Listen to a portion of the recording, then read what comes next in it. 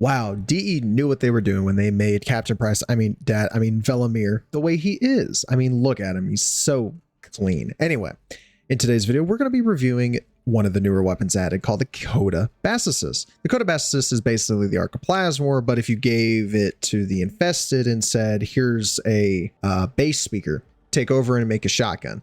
So we're going to review the 3 builds I made, test one in the simulacrum, and then go to a Steel Path mission. I'll see y'all in the review. So the Coda Bassocyst has a unique trait where when you alt fire, it'll inflict enemies, which will apply a guaranteed impact and magnetic status effect over time. But if you target an enemy that is able to be finishered, you'll perform a ranged finisher, quote unquote. What it means is it will teleport you to the enemy and automatically apply the finisher effect. The 3 builds I have for you today is one with Frostbite Corrosive, one with Gas, and this one is a crit build using Viral. So we'll first cover my Frostbite Corrosive build. This is the build I use when I go up against either the Grineer or the Scaldra. We'll be using Prime Point Blank, Galvanized Hell, and Prime Chilling Grass, obviously for primary Frostbite. Galvanized Savvy is sadly additive and not multiplicative. So is it worth using? Yes, because it still has Condition Overload on it. Critical Deceleration for the crit chance, Toxic Barrage, and Shell Shock for the Corrosive. And if you really wanted, you could easily replace Critical Deceleration with Shotgun Elementalist. But since we only would be taking advantage of the blast, and what I want to do is just pop them instead of letting it do overtime damage, we'll be ignoring that for now. In the Frostbite and Gas build, this is a little different. This time we're using basically all the same mods, still using Frostbite, except now we have Gas with a Cleanse mod. This Cleanse mod will double dip into the Gas box for us, so swap this to be whatever you're going up against, that being either the Grineer, the Corpus, the Orkin, Murmur, etc. Finally, the one I forgot to name is my Viral Crit build. Now, the way this works is on this build, I will swap to Haro or Haro, however you like to say his name, and then we'll use his 4 with my infinite invis and high crit build that is on the channel. Do go watch that. It's really good. We'll use that and then aim for headshots, roughly. You just have to aim up a little because due to this being almost identical to the Arca Plasmor, you just have to roughly aim up and you will hit a headshot. That is the build. If you wish to unlock the Excellence slot, I do recommend using Galvanized Acceleration to increase your fall off. Let's go test this in the simulacrum. Just as a reminder, if y'all do enjoy these videos and want to see more, make sure you guys hit that like button, subscribe, and turn on that bell for post notifications. We're so close to 500, and at 500, I actually be able to maybe be recognized by some people, and I'm also trying to get a Warframe creator ability. So hopefully they'll start seeing my videos and I may be able to become a Warframe creator because I love playing this game. I've been playing this thing for years, literally, and I just love seeing how the game goes. And I love seeing all the comments y'all make about how you change up my builds, how you use them, what you think I should do differently, etc. Like stuff like that. Let's get back into the video. So the build I'll be using for all of my things will be this Corrosive build. Why? Because this is the build I've been using the most. Because if I'm going up against anything that needs gas, I'm just going to swap like I had said. So we have some level 195 Scaldra here, and well, as you see, as Frostbite continues to, continue to rise and go up, I'll continue to do more and more damage. And if you want, if the speed due to critical deceleration is not to your liking, put on a arcane that increases your fire rate. And as you see, when I alt fire, you see the guaranteed impact and magnetic procs, and they do continue to stack up. And if I do it again, I get my range finisher and a little effect that I don't know what does, but there it is. And then pop, pop, pop. And see, it does good damage. The only downside is this guy is always really tanky, so always have a backup weapon. And then if they get low enough, do it again. Simple as that. The way that we will be using my Frost today, though, is just to make this weapon hit that little bit harder. When we spawn in the Scaldra, what I usually am going to do in any mission is I'm going to latch them with Ensnare, hit my 4 due to the build I'm using, freeze them, and pop. There they go. They're all gone. And if anything lives, just repeat that process or finish it off with your secondary weapon. In my case, mine's just there to test until I actually get all the mods I want on there.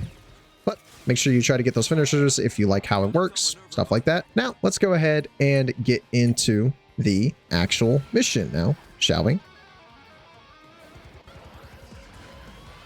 All right, and here we are in 1999. We're going up against the Scaldra, like I said, because this is usually what I go up against them with. Oh yeah, I forgot. I have a way whenever I kill them to transform them. But before we deal with all the randoms that are just chilling out here, let's go ahead and head to the actual, what are these things called? Hell Scrubbers. Let's actually head to the Hell Scrubber because I'm not in the mood to deal with a reoccurring issue where I end up not being able to do anything because, oh no, I have to fight the Tech Rod. But I'm tired of having no oxygen because of these damn things. This is my least favorite thing about playing solo missions is these, because the difference between these and multiplayer ones is more oxygen seems to drop in multiplayer. I don't understand it, but it just happens. But even against the Tech Rot, which they're resistant to corrosive, as you see, it's able to kill them quite well, but I need to use my good old trick, which is pull them all together, hit 4, give myself overguard and make them frozen, pop. As you saw there was a 6.3 million crit in there. So you can tell it's doing quite well. Ooh. Fuck it. Yeah, I'll do another one. I've been doing a lot of the Codas. I've been trying to get a ephemera or ephemera, however you say it. Again, I've heard it both ways for so long, and I still am yet to see it, and it really upsets me. I've been looking for the little spider arms in the back. It's really nice. But from what you saw a second ago, the weapon does do quite well. It's just I want to get this done real quick. There you go. There we go. That's what I wanted to see. Look at that damage. 1.53, I think is what that said. K. Blast. Ah, these annoying little assholes. And then pop, pop, stab, pull. And there you go. I get an RPG. Interesting. Let's see. Does quite well. Hits quite well. Yeah, good sentence there, me. Hits quite well. Hits like 7 enemies before it dissipates and does a lot of damage. So, oof, look at that. Whole line cleared out. Let's see how it deals with acolytes, because, well, that's what you end up fighting a lot. If it can kill the enemies around you, better be able to kill the acolyte, right? So I'll see you when the acolyte spawns. Well, I'll be. The acolyte is already here. Ooh, we got violence. I don't know if violence turns off abilities or anything. Oh, reloading. One moment. And just so I don't have to deal with her moving, we're just going to do that and pop. 1, 2, 3. I missed 4. If I didn't miss the 3rd shot, she probably would have died. But I see, does quite well. It probably would have done even better if I had Shotgun Vendetta maxed out, but I don't have one of those. And also, I ran out of Forma, so I wasn't able to fully max this thing out or change its valence at all. Because I may have changed it off magnetic to be cold, so I wouldn't have to build cold into it. Or maybe I'd do heat, toxin maybe. It's really dependent on what I was feeling. But as you see, weapon does quite well. Does phenomenally in my opinion. And it functions quite well with Frost, thanks to Icy Avalanche and Biting Frost, I think is what it's called. Biting Cold. Whichever is the one where if you freeze an enemy, you deal more crit damage and crit chance to them. Hold on, I'm trying to get the... Okay, I don't know why it's not working. But if y'all know what the effect is you get whenever you hit a finisher, do tell me in the comments, because I am kind of curious, because it's just kind of a blank effect and it has no name behind it. So I don't know what it is. But I will see y'all back at the back rooms. There we go, I got it. This thing, if y'all know what it is, do tell in the comments down below, but I'll see you back in the back rooms to give you my final thoughts on this shotgun. All right, and we are back. Also, if any of y'all know why I keep getting the same stuff on my Coda, I'll show you afterwards. Do tell me in the comments, because I am so lost.